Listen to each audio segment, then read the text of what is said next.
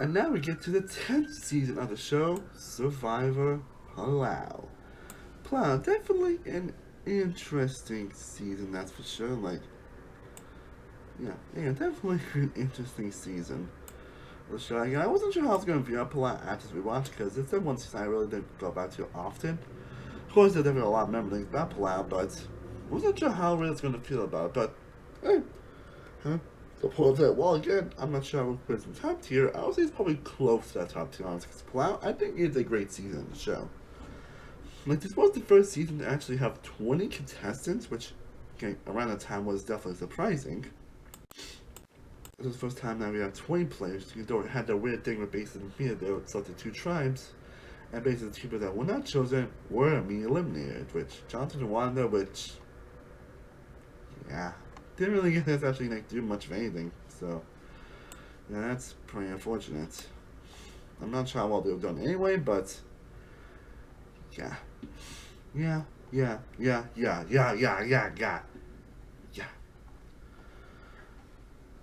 And that season also has some pretty beautiful scenery, a pretty great location, as well as for actual Palau, which has some pretty beautiful sequences and some pretty breathtaking camera shots at points.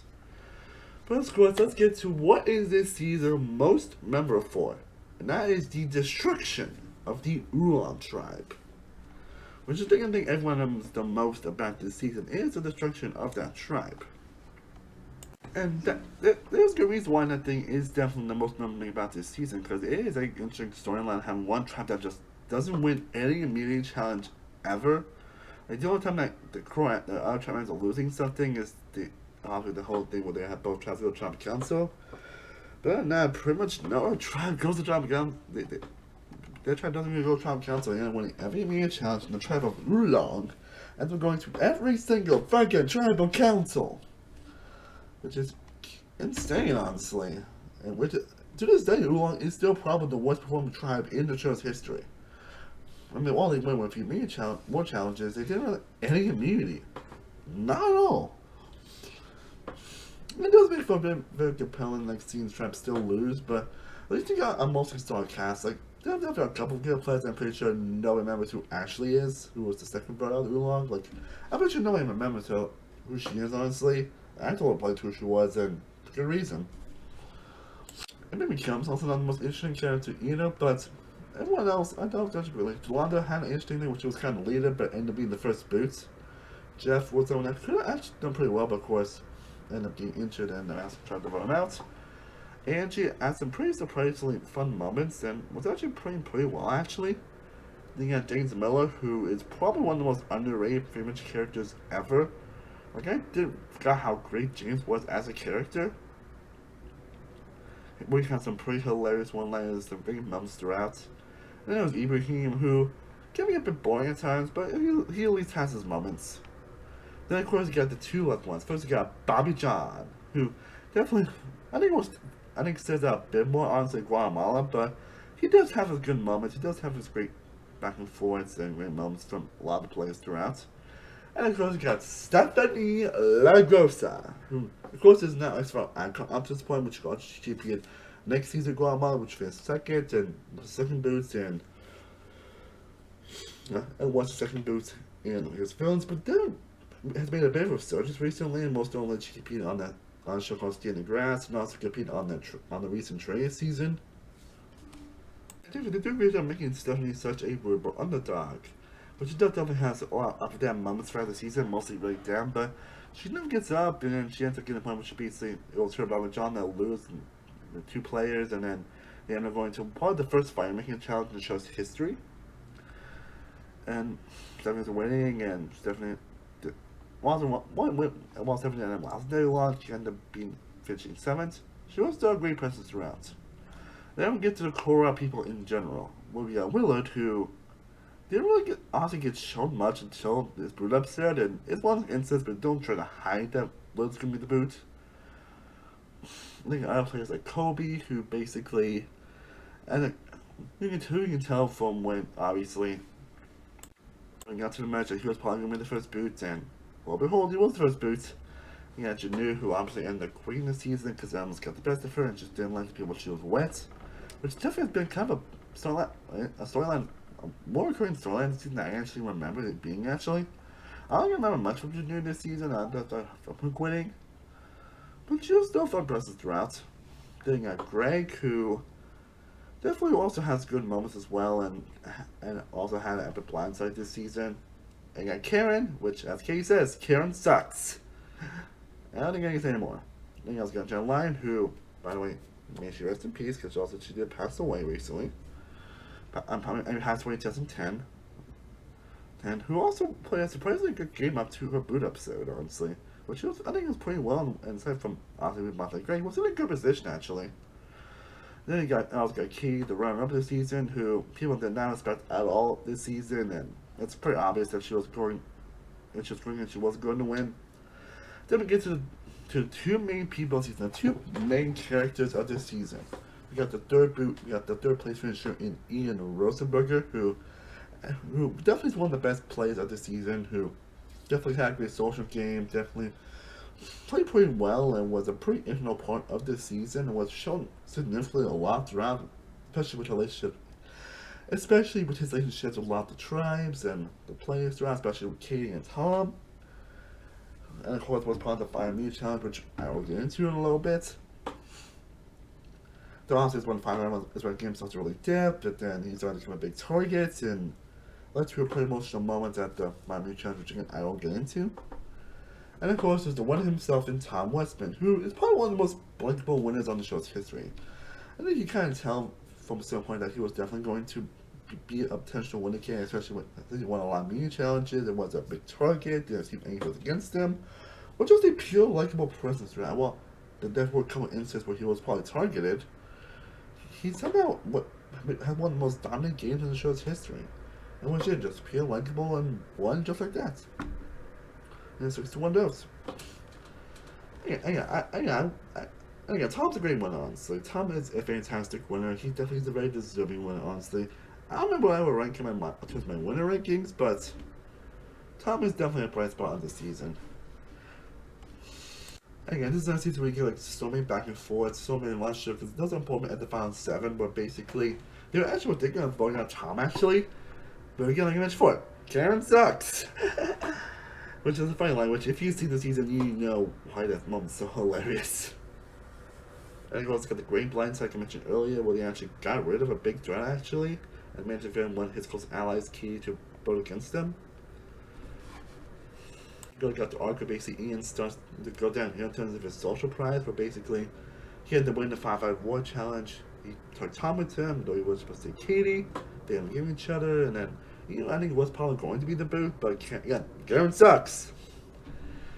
And then Ian made the stupid decision basically tell Tom, I'm sorry, man, I was actually thinking of voting. That would have been super hard. Which, yeah, you don't say that. Which let him be the target next round, and even Tom voted against him, but then Katie ended up voting against him, and we do end up getting the first instance of the fire making challenge. Mind you, this was actually the first time we actually had tie votes since Marquesas. Mostly because of that damn Purple Raw tiebreaker.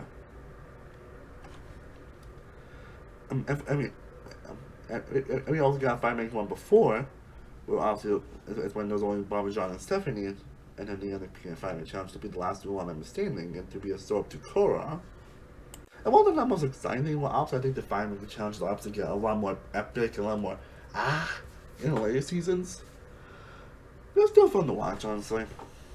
And of course, you get the epic final immunity challenge.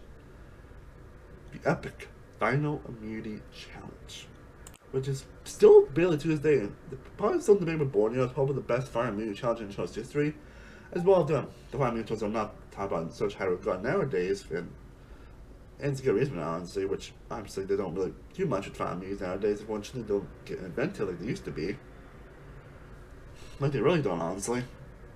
This was an epic one. A true epic, as of course this one lasted for almost 12 goddamn hours. 12 goddamn hours! Well, it was a big battle between Tom and Ian. And I feel like whoever was going to win the game. And then I don't know what Ian was like, I'm sorry for all I did, I'm hate that I did, so I'll drop, you vote me out, and then you can win. That's pretty much what happened. I often exaggerating, but that's kind of what happened, honestly, because which which was probably one of the most compelling arcs in the show's history. That I didn't realize how truly emotional that arc was until I actually watched this season, because it is a pretty emotional moment for Ian, proving that again it can really get to you and it can really affect you and everything, and it makes for a pretty poignant emotional moments where Tom also does Arnold issues, and at the point you can tell that Tom was going to win single-handedly, and I was right. Like it's, I don't think anyone will give a Kane to win because obviously, I totally forgot how people didn't really like Kane this season. I totally blanked on that, for being honest, which is very interesting. I didn't have totally blanked on that. I didn't know how to feel like Kane, to being honest, but okay, do. Yeah, I think it was all. Yeah. But I think that's all I can really say. To be honest, I did appreciate season a bit more on rewatch, but I think I feel most of the same that I did, honestly. But I do think it's a great season, honestly. I do think it has some great moments. The storyline about Oolong is really compelling. The final media challenges, the back and forth Tom and Ian throughout the season. There's still a lot of greatness in this season. Again, it's probably the closest to the top tier, honestly, but it's still a fantastic season that I've definitely grown to appreciate. So I'm going to give Swire Palau 9.75 out of 10. It just had a couple of forgettable plays that did prevent it being a 10 out of 10, but it's still a great season.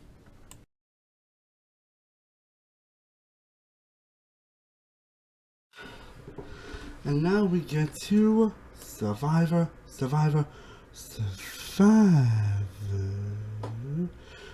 Cook, Survivor, Cook, Islands. And this is definitely one of those seasons where now, of all the seasons, this definitely was one of those seasons where I wasn't sure how I was going to feel about it upon a rewatch, how I was actually going to feel about the season as a whole, how I was going to feel about this and that of the season, because obviously I love Cook Islands, like, despite the fact that they were based trapped on race, which, was very questionable at the time, and honestly kind of still is, and it is a decision that, they probably shouldn't have actually, made or whatever, but this is going to be a really highly praised season. I know a lot of people love the season. I don't know, a couple people think this is the best season of Survivor, honestly. But I know some people that really do not like it or think that it doesn't have much interesting elements. But yeah, I wasn't sure how I was going to feel upon a rewatch about Cook Islands. If I was going to like it more or less. And I have to report that I do like the season more upon rewatch. So I do think this is still another fantastic season of the show. And yeah, nothing well that is really to the cast, honestly. Well, you got a lot of big names on this cast, or at least people that end up becoming big names later on in history. And the first time you see Joel, Ozzy, Jonathan Penner, Parker Shallow, Candace, Battle Force, and there's also some very iconic moments from this season that occur. Again, first of all, we have 4 tribes which are divided by race, which again, why? What it end up being a thing? Yeah, they're divided by goddamn race. African American, Asian American, Hispanic American, and Caucasian. And another season where there was pretty much 4 tribes. 4 tribes. And this is the first thing and it's probably the first thing that officially had 20 contestants. Because while there was also 20 Palau, obviously 2 of them had to get eliminated from the tribe. So this is kind of technically the first season that has the full 20 tribe, which is well, a lot of seasons end up pretty much going to. Some seasons end up going to later on in certain seasons. Well, some have 18, some have 20, and obviously about opposite depends season, but most of the time usually 20. 20. 20, yeah. And different seasons 1, maybe some on the most memorable in the world. This is one of those seasons where I don't think there's really anyone as a true done on the cast, or at least someone at least like one memorable moment or one memorable instance in the season. So even my least favorite player, at least have at least one memorable moment. So that's always the best thing involving a cast. There were definitely a lot of great things to say about the season, honestly. Again, first off, the Cook Islands, that film was fantastic, and it was definitely beautiful to look at. The production side is great, and it's also a season that had the actual mini thing that actually ended up working out. I believe they did the mini thing in Thailand, and I believe they also kind of did that in Pearl Islands and episode 2, I remember correctly. Correct me if I'm wrong, but this is one where it actually ended up being successful, but, you know, we'll get into that. But let's talk about the cast itself, which, you know, I think there is a pretty solid cast. So again, you get some main event and becoming very memorable players in later seasons. Especially in later appearances. We got Seku, who is definitely shown someone I think he's the leader, but ends up being voted out and ends up being blindsided because, you know, then we get to Billy Garcia, who is memorable for all the wrong reasons. Someone who basically did not gel, tried to point where Ozzy actually ended up throwing the challenge. And Bill's like, I'm a goner. And then Candace like, we love you. And then Bill's like, I love you. Which is the Billy thing that he's in love with Candace. Which is one of the most unintentionally cringy but hilarious moments in Survivor history. Like, it still means to this goddamn day. But it makes for a pretty irritating moment. And then Trump ends up merging to 2 at this point. And then we get to Cecilia, who was fine, honestly. One of the more fine people in the cast, but not total done, honestly. JP definitely had a fun downfall. Stephanie had some good moments and has one of the weirdest reasons for being voted out because she won mashed potatoes. You know, Joe does actual think. Then we get to Cowboy, who actually will end up becoming an actual game changer for being the first person to actually conquer up the split blood plan to flush the idol. Yeah, he was the first person to do it, plain voodoo as he called it, where he orchestrated the split vote to flush the idol. Yeah, you all saw that, and that's what led to his vote out. Then we got Christina, who was also another fine player. Jessica had her moments. Brad also had fun downfall as well. That was also when really happened, where Jonathan and Candace ended up switching, with I2 basically being 4 down. Rebecca and Jenny were also fine, honestly. Like, Jenny was more memorable. I think most of the fact that she ended up giving her in the tribal council, we ended up voting 2 people out. Nate definitely also had some fun moments, some fun interactions between players. Candace, again, it's great that she ended up being brought back a couple times on the show, where she got brought back here as a villain as a hero, which I didn't even consider what she did in this season and some of does in this season. It's actually very very questionable, which I did not realize how questionable it was until I actually rewatched this season. Yeah, until I actually watched it, it was like, now I can see why people thought this was questionable. Like Candace was really well as a hero on here for this film, but yeah, we'll get into that. But I enjoyed the cast, honestly. I think this is probably still her best appearance on the show, honestly. I think it's still the most fun and entertaining. She definitely still has a most here for his villains, and even her Blood is Water, but if I'll pick which of her 3 seasons are my favorites of hers, this one probably be it. And I would say the same thing with Jonathan Bender, who of course becomes a massive character on this season, someone who was all infamously targeted throughout most of the season because he's a scheming, and as of course the fact that, especially when he ends up mutiny to the tribe, we ends up seeing a vote in most of the tribal councils he attends to, and of course was the cause of the final 9 blindside with Nate, which then leads into a couple episodes to him being voted out, but he's just a fantastic character. I fucking love him. Then we get to Barbie Shallow, who was kind of weird on this season, to where now you think about it, I was like, really? She got brought back for a return? Which is because obviously Parvati isn't. I'm sorry. Because obviously Parvati is now like one of the most iconic players in Survivor history. I mean, she ended up winning Micronesia, ended up finishing 2nd here versus villains. So there's really a lot of points in the 20s and 30s where if you see like a very sexy woman, people think that she's probably, they call him Parvati 2.0. No joke. Like she's an iconic character for a reason. And she hasn't been at One's a War later, and she didn't be on the recent season after Trish, which she wasn't standing on that season. Yeah, this is probably her least notable run. So she's not bad by any means. She still has her moments. She definitely plays the sex appeal femmetale very well here. And she does have her moments. I won't say she's obviously a done on this cast, which she is, but I think of every run she has been in on Survivor, like definitely between this and One of the War as her least notable, but I would be a tad bit towards Cook Islands, but you know, I still probably still has her moments. And I still do enjoy part of the season. This is just obviously her least notable run, which makes you wonder how the hell she ended up making a return in 2016. But again, we'll get into that more on the legacy of Barbie Shallow. Then we get to Adam, who was also a fun present on the season. It's another present I'm actually surprised we never actually see return, honestly. I think it's one that actually would do well on return.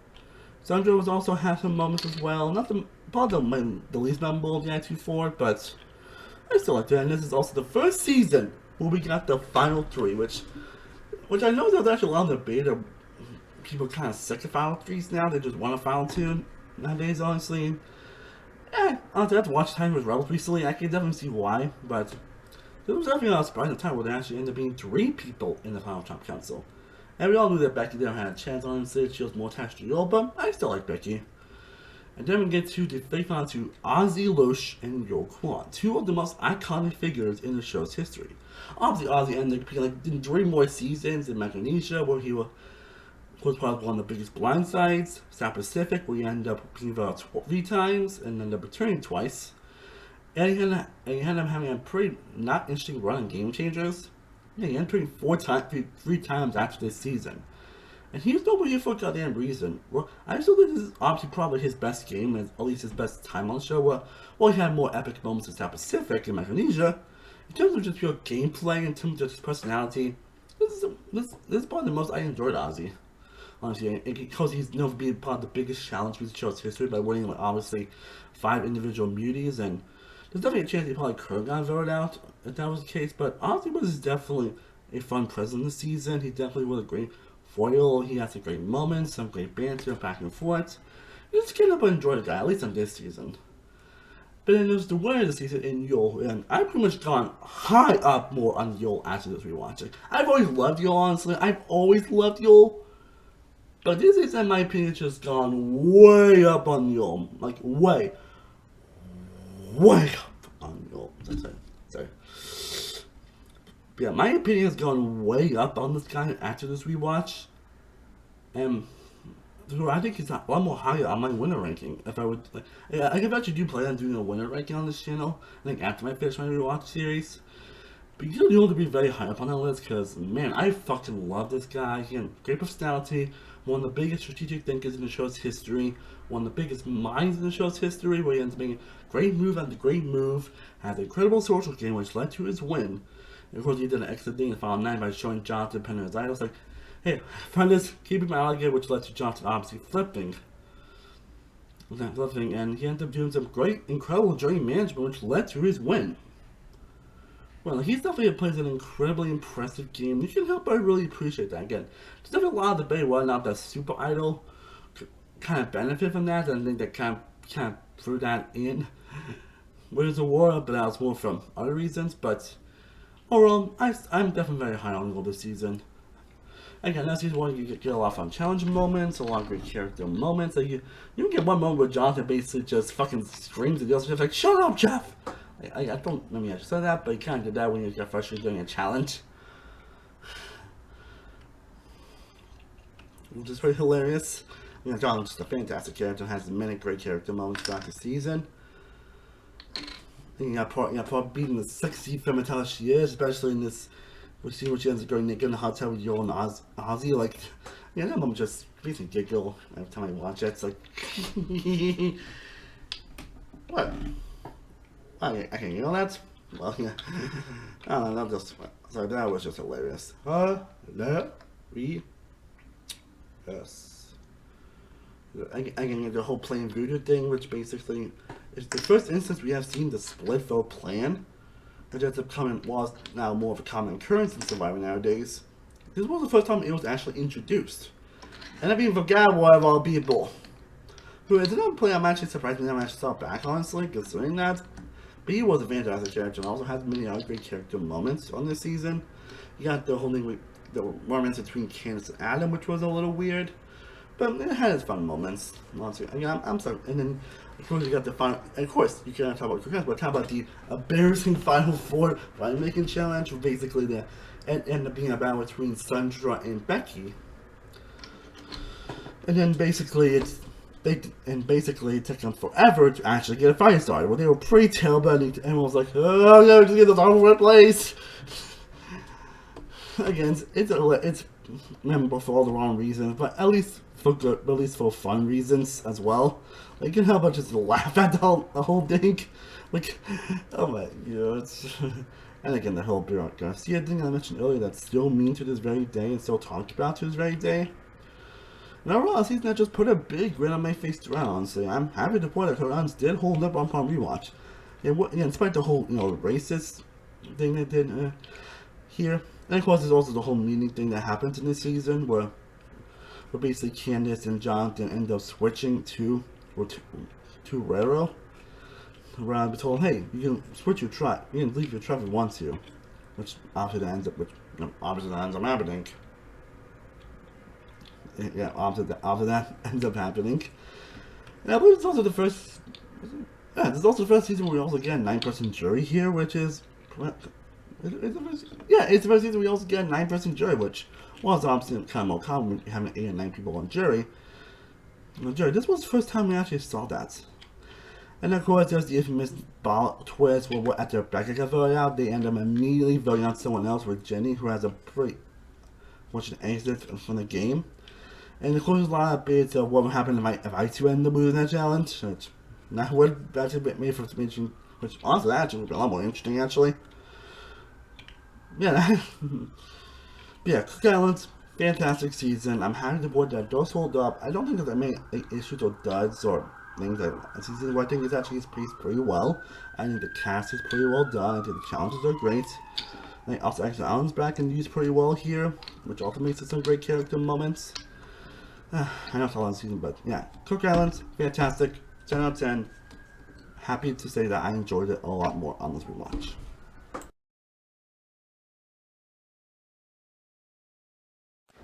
And now we get to Survivor Fiji, Season 14, which is the first season that ends up filming in the actual Fiji area, which, it's basically, Survivor is pretty much filming nowadays because of time and also money restraints, but yeah, I wasn't sure how I was going to feel about Fiji after rewatch, honestly. Like, I wasn't sure, man. I won't say there's some aspects I do appreciate about Fiji more as rewatch. Yeah, this season's not memorable for a good reason. It's obviously not bomb tier Survivor. It's not like, I would say it's like downright god awful or terrible or anything like that. But at the same time, it's like, yeah, this was a terrible idea to do this. Well, I'm gonna say I'm gonna say it's the other way. The pre-merge of Fiji, goddamn sucks. Like, this is the debate with one other season we'll get into later as the worst pre-merge in the show's history. And honestly, if you watch the season, you probably want to understand why. Like, first off, season starts off with actually 19 contestants, because it was going to have a 20% cast, but someone ended up dropping off last minute. And Portland is actually a season that had Portland was a season where there was really only like one person that actually knew what Survivor was, which was strange. But, and really one person named Sylvia basically choosing the tribes and everything. And they basically went through just like the have versus have nots twist that happened in this season, where basically the tribe that ends up winning ends up living in beautiful luxury. Like beautiful luxury, beds, coffee, and all that jazz. They can just simply relax and just enjoy themselves. Well, the other tribe basically has nothing, and I'm pretty sure by me just saying that, you can clearly, and I mean clearly tell, but you can clearly tell where that's gonna end with the season, because yikes. You just basically tell one tribe, the Moto tribe, ends up pretty much dominating, where they literally won probably every immunity challenge this season. The only time they go tribe council is when they're actually forced to give up immunity, otherwise they'll lose their luxuries. Even though the tribe wasn't interesting and the but it was pretty obvious. And the tribe only won like one reward challenge throughout the entire season. Just wow. Yeah. It's definitely not all bad. Like, they definitely have some decent moments of the pre-merge, but as a whole, the pre-merge is just boring. Where there's not really much interesting really happening. The cast itself is just kind of dull, honestly. Obviously, there are some standouts. Some I actually do enjoy a lot more on this rewatch, obviously. But none that really come from them. But most of those are most of those are basically from the rabbit travel, honestly. Well, I'm pretty sure like there's Jessica, who I mean, Jazz seems to actually remember, and actually like, but for what reason? And you have people like Erica, who is just there. Sylvia has her moments, but she's just there. Gary had a pretty sad exit from the season, but he was fine. Liliana and Rita, they were just there. They were just not interesting at all. Not the most riveting TV. Even Anthony, I actually enjoyed a lot less. I didn't even like Anthony, but I didn't enjoy him less. Not for anything he did wrong, he just wasn't on TV. And then there was Rocky, who, I mean, he could have some entertaining moments here and there, but like I definitely see some people definitely actually might enjoy his douchey personality, and he does have his moments. So I'll give him that. Also, just how he treats people and how he acts towards that is not the most fun riveting TV, but again, he has his moments. So yeah. And there's Lacey, who I feel like one of the players that were just like, I just don't want to play this anymore, and then yeah, that's it. Not much to say. But then we get the actual merge. Well, season this actually does pick up actually a little bit. Of course, you get okay. There's Michelle, who probably had to get kind of twist screw, which I'll get into. She definitely has her moments. Ricardo, Mookie, and Alex definitely had their fun moments, and their fun back and forth was pretty fun, especially what happened to the final 9, which I'll get into. Stacy, and another player that's just kind of there, but yeah, ended up becoming a game changer, which I'll get into. Boo, I actually enjoyed a lot more on Boo on the rewatch. Not a great play, not really a good play in the slightest, but I actually enjoyed Boo, actually. Definitely a fun player. Yeah, man, it's probably, along with the one, it's probably the most memorable player on this season. He was one that mostly because he actually found the idol that actually is a lot less powerful this season, where it's played before the votes are read, not after. Yeah. Do you remember Toronto only had like just a few idols this season, not just constant idols? Remember that? Yeah, remember that other thing? Yeah, I actually like Yamian on this season. I mean, he definitely is the character that people remember the most, especially with the card deal he makes later on, which I'll get into. But yeah, I like Yamian, honestly. He definitely is one of the winners, probably the most memorable thing about this season, and for good reason. Dreams, I actually enjoyed Dreams more on this rewatch, actually. I actually like Dreams, actually. Again, not the best strategic player in the world, but in terms of personality and story, I actually liked him. Cassandra, not so much. And that player doesn't really do anything wrong in this season, doesn't really do anything like terrible or anything. She's just kind of boring. She doesn't really do anything this season. She doesn't do much to really stand out. So I think she's probably one of my least favorite runner-ups, but it's one of those cases where it's like, it's not that she did anything terrible, she's just kind of dull and boring. They don't really portray her that interesting and doesn't really have any standout moments. Some people can be least favorite just because they just don't stand out or just kind of forgettable, and that's okay. And then get to the one, oh cool, yeah, another one I've gone pretty more high on this rewatch. Yeah, I actually don't think I'm really how I actually, like, I don't think I actually reassessed how I felt about Earl before this season, but after this rewatch, I was like, oh, I actually like Earl in this season. I actually really liked him. Again, find out he was actually one of the big recruits, but he got the game pretty quickly. Had one of the best social games ever.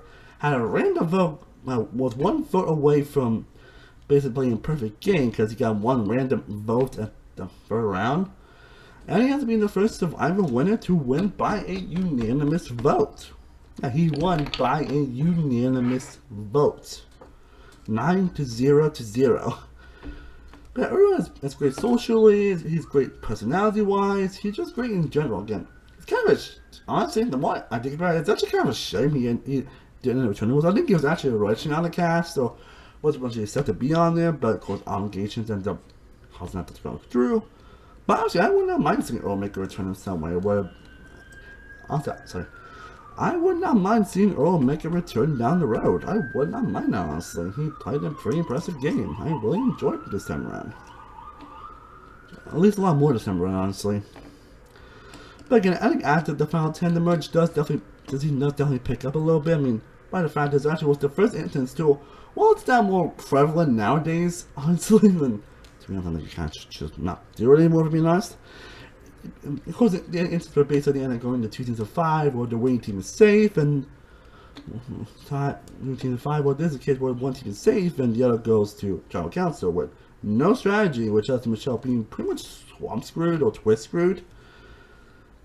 And after that, we actually tried to merge with actually no luxuries at all. And then, yeah, Agana, Mookie, and Alex being the targets, and they're figuring out which one they actually should convert out, because one has the idol. And then Stacy, of all people, is like, yeah, if you're thinking we're going to go to Alex Mookie, let's vote out Agana. Yeah, while that is kind of prevalent nowadays, how they end up kind of basically voting out the less relevant player, or the player that's least expected to only have an idol, but also to actually receive the idol. And it becomes from someone like Stacy, who was just not, well, has her moments, is not the most memorable character in the world. And that final travel is fantastic. That travel council is great. So, having 4 character moments, Dreams basically just throwing them under the bus, and there's, of course, the shocked faces of everybody, like, we did it. And Gong was just like, oh shit, and I was like, oh shit. I can't actually say that, but that's kind of what it felt like. Great blindside, and then like these rounds were pretty good, honestly. Well, let's honestly Mookie and Alex being faster, and also instead of Alex actually ends up voting out Mookie, there's some good moments that happen that do make it still fun. And of course, you got the first instance of the idol actually being played correctly, or actually played in general, or at least this idol at least. Of course, Alex obviously played it and go around before, but this one will actually end up being successful, where Yaman ends up making 4 votes and Stacey gets voted out. And of course, you can't talk about VJ without talking about the infamous card deal that happens this season. But basically, in the final 6 round Dreams, yeah, it's like, hey, I know you always want the card, so I'm going to give you this card. But if you do end up winning immunity at the final 4, I will give immunity to you. You will give me immunity. And basically, just we had these Dreams that was just too impossible. Honestly, well, Dreams obviously tried to get rid of him next round, but obviously the idol, and he ends up winning next round. And then Dreams ends up winning immunity next round, and he ends up not doing it, and Yaman gets voted out. And Dreams pretty much gets rubber-handed for that final tribal, which kind of makes some pretty oddly hilarious moments. So if he ends up being a season that, yeah, it's not really that good, honestly. I think the pretty much really is terrible. I think it's boring. I think the whole cast is boring. Boring, honestly. Like, pretty much itself is just, like if I do end up doing like a pretty much ranking at some point, this one definitely be at the bottom, honestly. Because again, it's just boring, uninteresting, and just not fun to watch. Seeing a tribe just that dominates and just decimate one tribe for stuff that's just not. Yeah, it's just pretty much the half handout twist was just pretty terrible from the start. But thankfully, pretty much after that, they're pretty much everything from the fountain onward, the season does end up picking up, honestly, to where I will say the season is fine. Fiji is fine. Side Fiji is perfectly fine, honestly. And I think Yaman, I think the final 9 round, Yaman's character, the Dream Steal and Neural, being a likable winner, definitely does elevate this season. Again, I didn't like Dreams and Boo this time around, honestly. I think I'm not liking them, but I actually did enjoy them this time around, actually. So yeah, I would say Fiji is probably the definition of a long run of the season. This season is probably the perfect definition of a mixed bag. So I think I would give Fiji a 5 out of 10. That's probably the perfect mixed bag rating, a 5 out of 10 for TV shows. So while it does have some terrible moments, it does have a terrible pretty much. The moments that go on for Final Time will do elevate and save this season.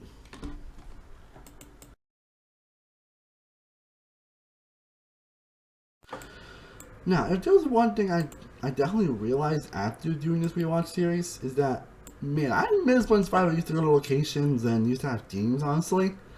Like, I didn't realize how much I actually missed that until I started doing the rewatch series. And also after the last couple Australian Spider seasons. I even might do a rewatch is it's actually at some point, but we'll see how that goes. But yeah, I did not realize how much I really missed those seasons until I started doing the series. And that I'm more prevalent than Survivor China, honestly, which I'm just gonna get out of the way.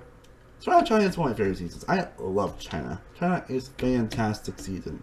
I've always loved this season when I first watched it. It's always been one of my favorites. It's always been one probably a season I've gone back to a lot in terms of rewatching moments and this and that. And yeah, this season definitely enjoyed it again. First off, the China aspect of the season is actually set around area China. It's just immaculate. I think of all the locations I'm trying to go to, doing China was probably a no-brainer, and they really came onto the theme of China very well. Even a lot of the challenges are based on stuff that happened in China. Like, it's kind of sounding similar with the pirate theme, but they really go for the China theme here pretty well, and it really elevates this season pretty well, actually. So I really enjoyed the theme and the challenges and different things it does with the China elements. It makes a lot of challenges feel pretty stand. I mean, get an episode they actually literally visit the Great Wall of China.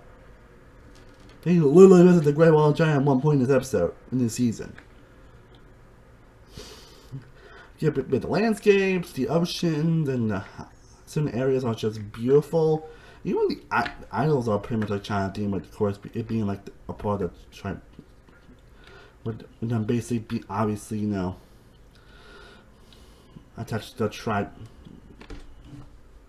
stand, which is like impressive.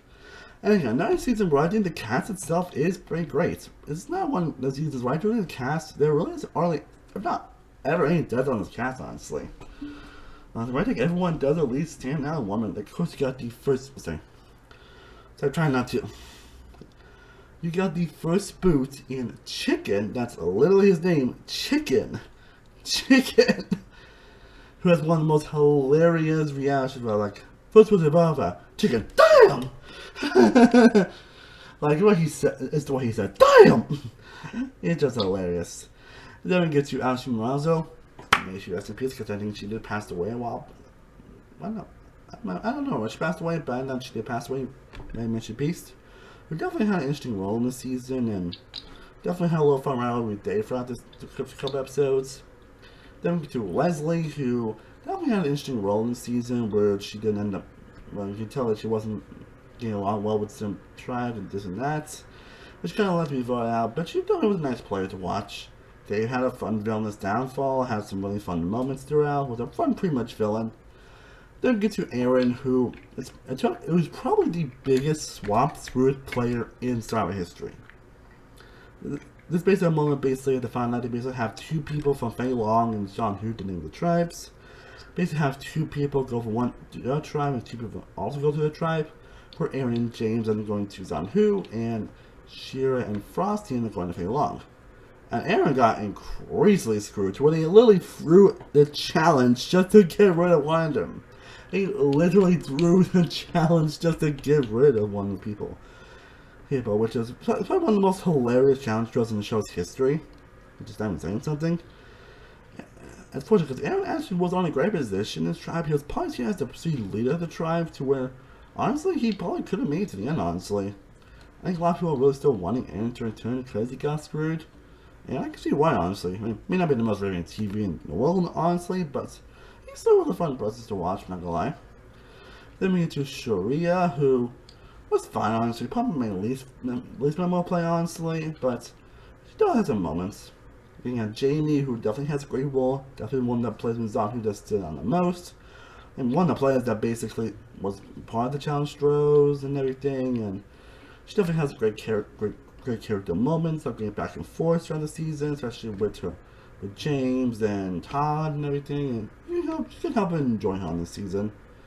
Then we get to John Robert, who I enjoyed John Robert so much more on this rewatch.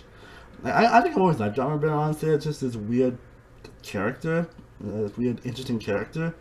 But he just was fantastic TV, and I just couldn't help but enjoy him on this rewatch. Had some really funny latest moments, had a little weird one-sided with Courtney throughout the season, and had a pretty much blind side to where he probably wasn't going to be voted out, but until I was like, oh shit, he's figuring stuff out. What do I do? I better get rid of him. Which emulates to a final trap one, which I will get into. Then we get to Frosty, who I also really enjoyed on season. Probably not as much as I used to. I think I was super high on Frosty, but he's also one of the more youngest players in the show's history, but I still enjoyed him. Then we go to get to James, who I'm not going to mention he got voted out 2 hours, honestly.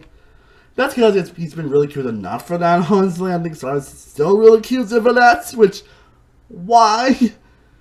So I don't think I need to talk about mention that moment, honestly, but inside that, James was a great character. He was a fantastic presence in pretty much all his seasons in terms of character, in terms of being just a fun presence, having just many hilarious moments, getting conversations. Like, you just can't help but enjoy him in pretty much any season he was part of, honestly.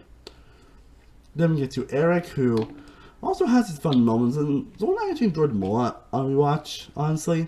And for that guy, also he and J-Man actually are still together and still married, which is pretty nice, but I liked Eric on this season. And same with PG, honestly. She had a pretty fun arc and presence throughout the season, has a pretty good back and forth between a lot of the players, especially with James and Todd. And it's gonna help enjoy her on this time watch. Denise I enjoyed a little bit last year, but I still actually did enjoy Denise actually. She's definitely one of my least favorites on the season. Yeah, I'm not sure it's really anything to Raw, maybe she just wasn't as memorable. I really don't know honestly, but I still enjoyed her. No complaints about Denise. Just not memorable. And then we get to Round 3 itself, and this is the first appearance of Amanda Kimmel. Someone that basically was actually in a good dominant position, actually playing it extremely well actually. It was actually pretty good socially, has some pretty impressive elements to her game. You know what the problem is though? This is the definition. Well, while you may have an impressive resume and elements, if you don't back it up with Final Drop Cancel, you're gonna lose. And Amanda's probably the purest example of that. And she probably, it probably was a close race between her and Todd, but because of her terrible performance, she ended up only see one vote from Eric and probably lost a couple other votes. And she ended up being again on Amnesia, but we'll get into that. But yeah, overall, I enjoyed Amanda. I still enjoy Amanda, honestly. I actually like her more as a character this time around, actually. I think I do appreciate her a lot more, honestly, as a character, honestly, especially in this season. Then I get to Courtney, who was just pure hilarious. Like, someone who didn't was going to be just an easy boot or just someone that just didn't gel well. Or well, going to be my person, but she has many great one-liners, many great moments throughout the season. Just can't help but smile whenever she's on screen. And she's a definition of comic relief and hilarious, and you just can't help but enjoy her again.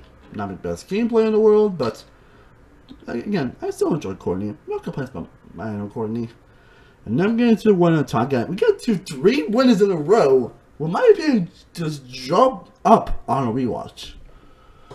I've always loved Yo, I always loved Earl, and I always loved Todd. But man, my opinion jumped on them high on this rewatch. But Todd was probably the biggest jump, honestly. Like, I've always loved Todd, honestly, but man, I like Earl. I'm assuming he actually, similar to Earl, it's a goddamn shame he didn't return for Winners of War, because my god, did he play an impressive game. Did incredible socially, had some great impressive moves at points, especially with his one sides of James and John Robert, and him actually somehow getting to the house is probably him being one of them trade threats. And of course, having probably one of the best. People still good. He still has the best final tribal performance in Survivor history. So by really just owning his game and just playing what made him what he said to John Robert, especially, which was impressive. Like, just like, how come you see me as a friend? Like, I was not friendly. I was not talking. It's like, no, you weren't doing this. You were doing this and that. You were thinking this. Like, you were doing something I wanted to do. I want to be that person. So that's what I got rid of you. And Jones was like, congratulations. And it was like, oh my god, he actually shut him up. Like, I totally forgot about that moment, honestly, until I rewatched this season. Like, oh god, I never heard anybody shut him up. Like, he shut his mouth. Like, I don't know. Sorry about putting that up, but that was just a pretty hilarious moment, honestly. But yeah, Todd's probably gonna be pretty high in my winner ranking. I fucking love Todd. He's a fantastic character, great presence throughout. I just can't help but enjoy him on this season. Yeah, another one, it's kind of a shame he didn't return Winners of War, honestly. I'm not sure if he was contacted, if I'm not correctly, but yeah, it's what it is, I guess. But like I said before, they used to chanting pretty well here. Again, you got the whole two hours thing, which I'm not going to mention, obviously, because, well, we also got that kind of challenge drill, episode 5, where they end up just throwing a random wheel onto it, so it's like, oh wait, we're throwing a challenge, oopsie daisy. So I don't think they made it pretty obvious that they're like, yeah, we're throwing it. And they even tried to throw another challenge in episode 6, so James can play his idol, but they end up failing, which is pretty hilarious.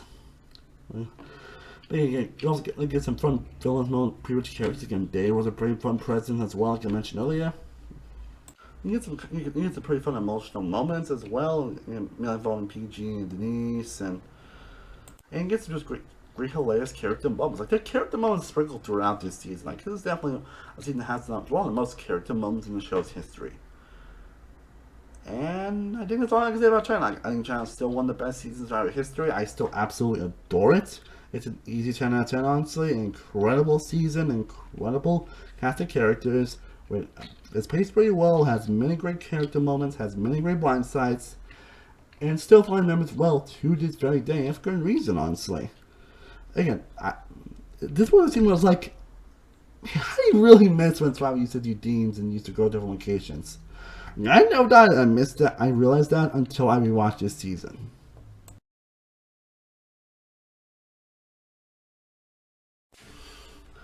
And now we get to Survivor Micronesia. Fans versus favorites. And we get out of the way. Favorites is fantastic. I fucking adore this season. It still holds up pretty well. Probably watch. It's definitely top 5, top 10 seasons for sure. Honestly, this was the season I actually watched when I got into it. Actually, believe it or not, because yeah, it's weird to do that, but yeah, I enjoyed this season actually, and also knowing a lot of the plays done and everything. Like, yeah, like I definitely do like the concept of fans for the season. We also get some people. Sorry. Where we get people that are like the biggest fans of Survivor ever compete against like players that considered favorites with a lot of people. And like another season that, unlike the other fan favorites we'll get into, a lot of people actually consider favorites. Honestly, I mean, man, I probably would questionable choices at the time, but obviously we'll get into that later. But yeah, I mean, you got probably Shallow for Cookhouse returning along with Ozzy and Jonathan Penner. You got Giant Phil for Pearl Islands, Yami for Fiji, Eliza and Amy from Vanuatu, James from China, Amanda from China, and Surrey Fields from Panama. These players end up pretty much like boasting the legacy and become some of the best Survivor players of all time.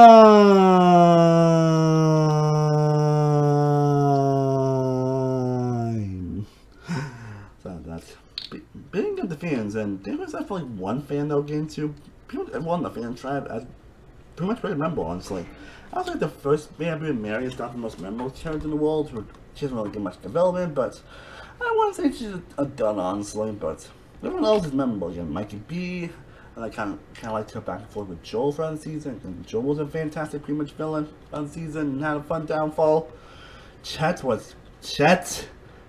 despite him being probably the weakest person on the tribe, he somehow made it farther than he probably should have, if being honest. Then you got Kathy, who was definitely someone that was excited to actually be on the show, but then got. There's also a season where basically a couple people end up winning the game, a few people end up getting evacuated, which kind of messed with the schedule, so yeah. Then you got Tracy, who was definitely a fun pretty much character throughout, and I actually enjoyed her a lot on the rewatch. I do appreciate Tracy a lot more actually on this rewatch, actually. I'm not gonna lie. Jason was probably one of the most dumbest players ever on the show. And they tried to do like a stick. A fucking goddamn stick was an idol.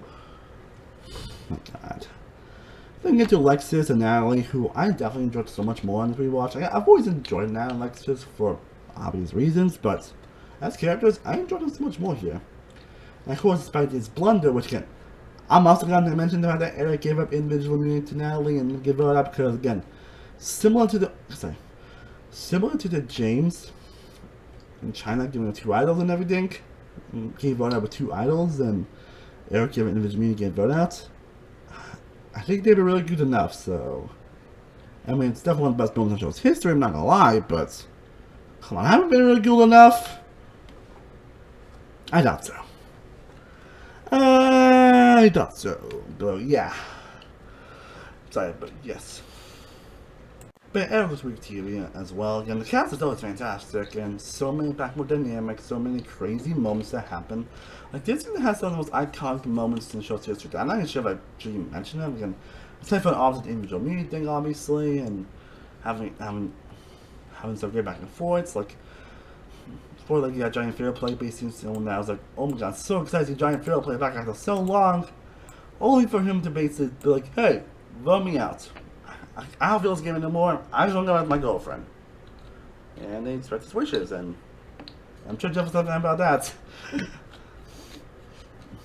Again, you got some fun action between Mikey B and Joel in the pre-merge, which I kind of wish the storyline went out a bit long actually, but that was a fun moment. Like the fact that someone chat and then they could pass Mikey B and Joel of all people, like I think they even acknowledged that, which is like pretty hilarious actually. Then of course we got Jonathan Pena basically getting evacuated, which led to his later return in Philippines, which is actually a pretty sad moment actually, so Jonathan really wanted this. I'm not sure how well he actually would have done honestly if he didn't get evacuated, but I mean, hey, you never know. You never know. And you got Kathy quitting later in the next episode, which was a really sad quit actually. At least I think this is when they started to have. I think it was the first quit to have in a while. I think every quit's the last few seasons, and I think this is where they actually were more respectful to quits, not like really killing them for it. I think I also got Amy's emotional vote out, where she really wants to stay and everything, but she ended up getting voted out, very sadly. And then of course you got a kind of, it's a goddamn stick moments where Eliza and Jason. Well, again, Jason found the idol, because Eliza's often the target going into the merge. And then this is like, it's a fucking stick! She then played it anyway, and win the odds of the idol. And then of course we got talking about Micronesia, we're talking about the Final 9 Aussie Blindside, which people consider today to be the best blindside in Survivor history. And yeah, I actually don't know what I would say is the best blindside in just history, but this is definitely top 5, if not top 3. Top 3. I mean, they did a great job on it. The episode itself is fantastic. In general, basically, they want Jason now to get an iconic chance with them, obviously holding their hand up to the bucket of water, and then they failed. Like, again, I always love those challenges and everything, and I just really enjoy them. Also, I'm gonna trying to say, hey Jason, if you drop, we'll keep you safe. And of course, you're gonna toss in the fingers, and Jason still ends up running to it. I think he realized it was supposed to be, but then he was like, hey, she's really perfect to get rid of Ozzy. So she got pretty much like the Black Widow gave him, which I'll talk a little bit, Parvati, Alexis, and Natalie, and Jason to Blanche and Ozzy. And they do it pretty effectively. Where they have like one Ozzy, then Jason. So you think that Jason's gonna be obviously boot. And then Ozzy, then Ozzy got voted out. I love his reaction to holding praying, like her reaction basically says it all. Like I think even I was like that when I first watched this season. Like, holy shit! Like I didn't actually say that honestly, but yeah, it was a shocking moment for sure. Of course, let's be Jason give our next episode. Then we got James basically getting evacuated next episode due to having a count on a finger, which kind of made the schedule. Because I think the original was going to be a final 3 this season, but I'll talk about that a bit. But it was pretty sad. Then you got Amanda's epic idol play at the final 6, which she actually did find the idol, and then ended up getting 4 votes against her. Again, Eric thing, I don't mention that. Then you got Natalie get voted out. Then you got there might be final 2 where Amanda gets voted out and got rid of Suri, which there are 2 players this season where the legacy is basically burned on this rewatch to what probably wasn't the most memorable player in the world. She was still a good player, and Suri was definitely a great presence on Panama. These were the seasons that cement them as all-time legends, all-time great players. It's like Suri is an iconic player. She's definitely going to be the best player to never win it because she ended up being obviously in Here for His Villains, we got voted out pre-merge, and then actually made pretty far game change until Advantage Again, which we'll get into. And I definitely have a lot to say about that moment. But this really brings some lesson again, and it's definitely still, and there's been a lot of confirmation where if Suri definitely made it to the end, she easily would have won. Which makes it even more tragic that she actually would have won if she made it to the end. And the fact that Suri made it this far again is actually pretty surprising, actually. And then of course there's Pavi Shallow, who, again, her basically full just was onto the max here, We get a lot of pretty hilarious moments, a lot of great flirtatious moments, and her just being a great game player. So I thought she was actually. So I thought that she was definitely one of the main targets coming into the season. She ended up. The fact that she actually made it, how she did end up winning is actually pretty impressive. But hey, that proves the fact that the catch is part of, and also her impressive social play. And the fact that she was part of Black Widow Brigade with Alexis, Amanda, and Natalie, which is probably one of the biggest alliances in the show's history. Like, probably one of the most memorable alliances in show's. Like, probably one of the most memorable alliances in Survivor history. And for good reason, because it is one of the best alliances in the show's history. People still talk about Black Widow to this goddamn day. Hell, in the 20s and in the 30s, if you see like a very sexy female photographer or a very sexy model, or people that are just a little teensy, weensy, bit flirtatious, they just get called Party 2.0s. They will control part. That's how iconic Party is after this season. And somehow she had to boost her links even more after she versus villains, but she just really cemented her, like, just put a mark on her being one of the best players to ever play Survivor. And for a reason, because Parvati is one of the best players to ever play Survivor, because she is an incredible character. Despite her, honestly, her villainous behavior, you just can't help but love Parvati. Man is also great as well, but in Parvati, you just can't help but enjoy her whenever she's on screen, because she really plays into the Black Widow persona that she's known for. Especially on this season. And she's just an all-around fantastic character in general. You just can't help but smile whenever she's on screen. Okay, and she still played one of the most impressive winning games in the show's history. Of course, the difference ugly challenge moments, my back and forth between a lot of the players. You got the Ozzy and Amanda romance abs in this season. You got a little funny scene where three comments about them making omelets together, which is hilarious, and then you get to find a tribe where basically get Natalie's weird question about his sex life, which is still the weirdest question on the show, in the show's history. And like Power was like, and even just like, They got all these brutal speeches. Power was like, how could you say you're a role model when you were so friendship like that? Amanda, I love you. I fall in love with you. Unfortunately, she ended up breaking up. But Portland League Man kind of played out actually Ozzy a little bit, actually, from my get from an interview that Ozzy did a while back. But that's a story for another day. But yeah, I think that's all I can say about Micronesia. Yeah, I think that's all I can say about Micronesia. Micronesia is a fantastic season. It's actually getting an 11 out of 10 because it's one of my favorite seasons of the summer period. One of the best seasons of the show. Consistently entertaining from beginning to end, consistently great TV from beginning to end. Moments that made me smile, that made me feel great, has incredible blind sides, great human moments. This is one of those seasons that has everything I want in Survivor in a perfect package. So yeah, I still love this season.